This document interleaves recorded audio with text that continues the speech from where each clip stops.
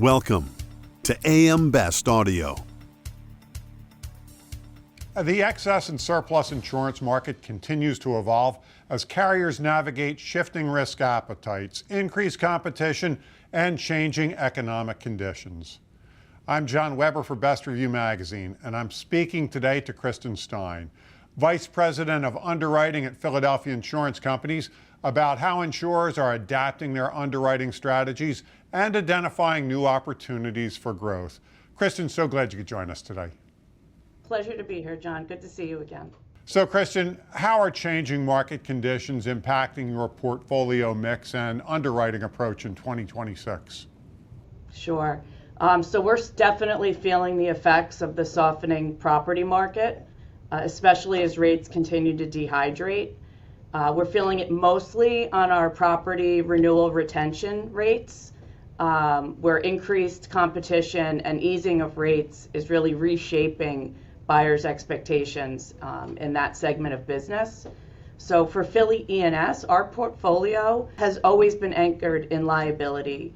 Property and package we added in to really complement and round out our core liability book of business. So as the market shifts, we're leaning further into our strength of liability, and we're writing more package and monoline liability, and focusing really heavy on rate adequacy to kind of keep up with the pace of inflationary pressures. It's a disciplined approach that allows us to stay competitive without compromising our underwriting integrity. Kristin, how is PHLY E&S responding to these market shifts? You know, we're doing our best to stay grounded and balanced and disciplined in our approach.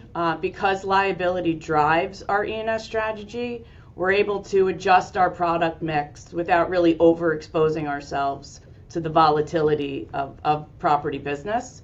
We're actively managing rate. We're focusing on quality submissions. We're ensuring that our pricing reflects adequate rates with loss cost realities today. And this helps keep our portfolio healthy while we're still supporting our brokers with the solutions that they rely on us for. Where are you seeing opportunities to expand the PHLY product platform while staying aligned with your underwriting strengths and broker expectations? So one of the biggest growth opportunities for us has been our expansion into a manufacturing product, but on the admitted basis. So this has always been a class that we've written and done very well on a non-admitted basis.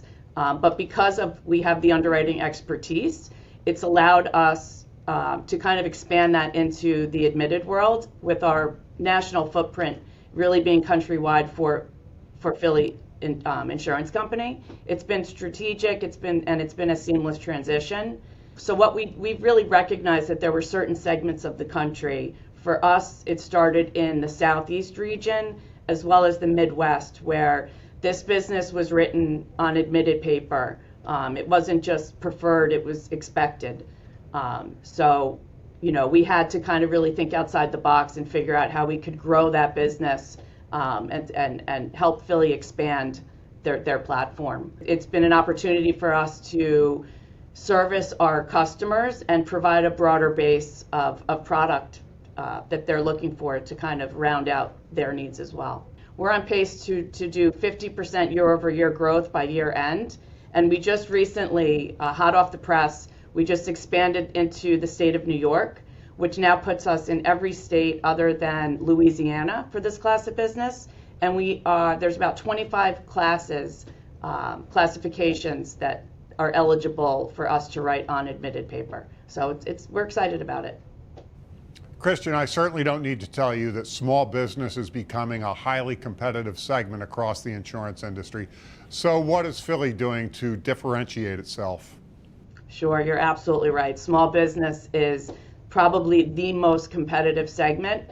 It's profitable, it's sticky, it sticks around, and it's really, you know, every carrier out there is trying to write as much small business as possible. Retentions are strong, margins are healthy, and customer expectations are really higher than ever. Really, to be successful in this space, it relies on three things: speed, ease of doing business, and having some form of a digital platform. So for us, to help us stay ahead of this and be in line with the market, we partnered with a company called Slice in 2022.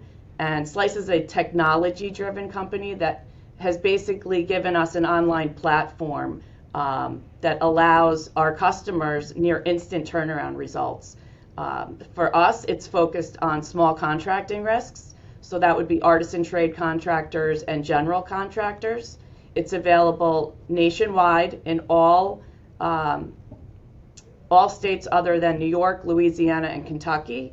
And it allows our designated partners to go on and quote bind an issue within minutes. Since we've launched Slice, we've generated close to $3 million in premium, and it's been a major differentiator for us in the small business space. We've had so much success with our small contracting that we are in the process of expanding the platform to include small business commercial real estate.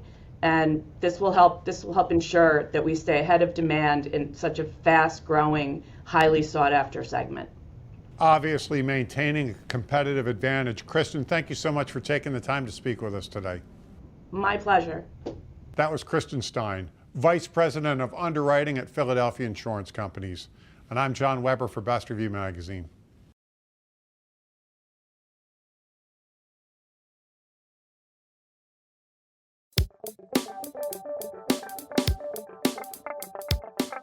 Looking to get the full attention of the insurance industry? We have the platforms that will do just that. Whether it be AM Best TV, AM Best Audio, Best Review Magazine, or Best Day. Find out more by calling AM Best Advertising Sales at 908-439-2200, extension 5399, and have a great day.